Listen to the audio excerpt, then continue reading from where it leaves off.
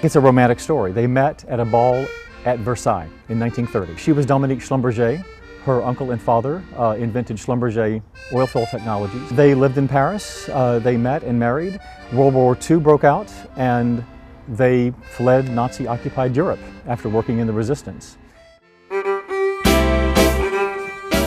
Came to Houston, which was already, by the mid-40s, was already a petroleum center, with 2 children and had 3 other children once they were here.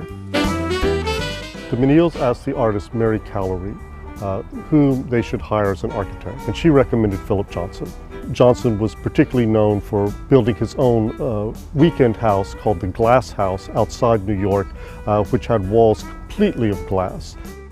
The house was designed and built between 1948 and 1951. It is a house that's sort of set far back from the street, so it was screened from the street. This is a 1-story flat-roofed house. It's organized around an interior courtyard that the living room opens into. It was very, very different from all the houses around it, not only because it was a modern house, but also because it was a fairly modest house. It was the first opportunity that many Houstonians had to experience a modern house, but especially a house with glass walls.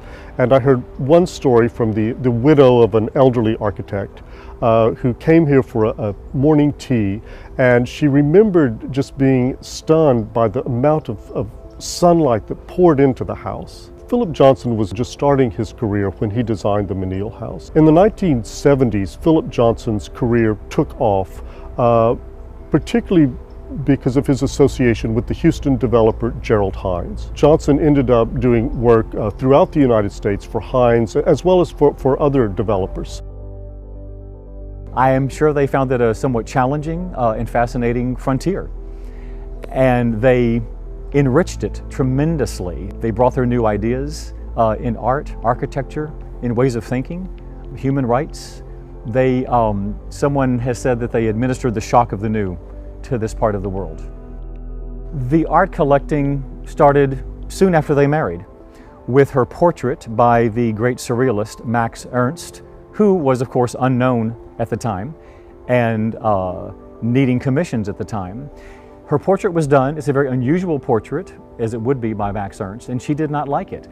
Years later, after returning to Europe after the war, she found where she had put this portrait behind a closet and realized what a great, great painting it was, what an unusually brilliant portrait of her it was.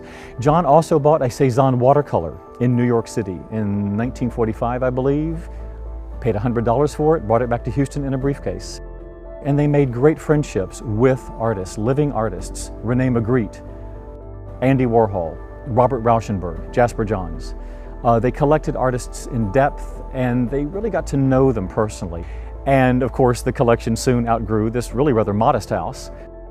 John de Menil died in 1973, and Mrs. de Menil then had to decide what she was going to do with the art collection that she and her husband had amassed. She finally decided that she would build a museum in Houston. She interviewed a number of architects before meeting the Italian architect Renzo Piano. She and Renzo Piano hit it off. They were both very serious people, very disciplined, very rational. Mrs. de Menil was extremely focused and very intent on sort of solving the practical problems of designing an art museum.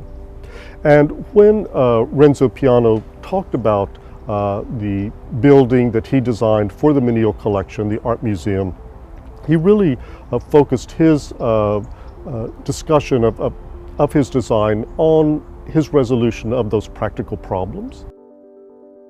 The Menil collection is Renzo Piano's first building in the United States. When Mrs. de Menil opened the museum in 1987, her words were, "Houston, this is your museum." And while that's true, it is so much about its neighborhood. It is tucked away in a leafy residential neighborhood, very local, but it is also a global phenomenon. It's a very eclectic collection. It's about making connections between the ancient, the modern, the Western, and the non-Western. It's intriguing to see how much the Menil Collection Art Museum paraphrases the architecture of Mrs. de Menil's house. It's sort of low-slung, flat-roofed. It has the interior courtyards with subtropical vegetation, the dark floors. So in a way, Renzo Piano sort of paid tribute to the Menil house in his design of the art museum. And entering it today is really rather like entering someone's home. And I think that would please her, that people felt that they were entering a home, their home for art.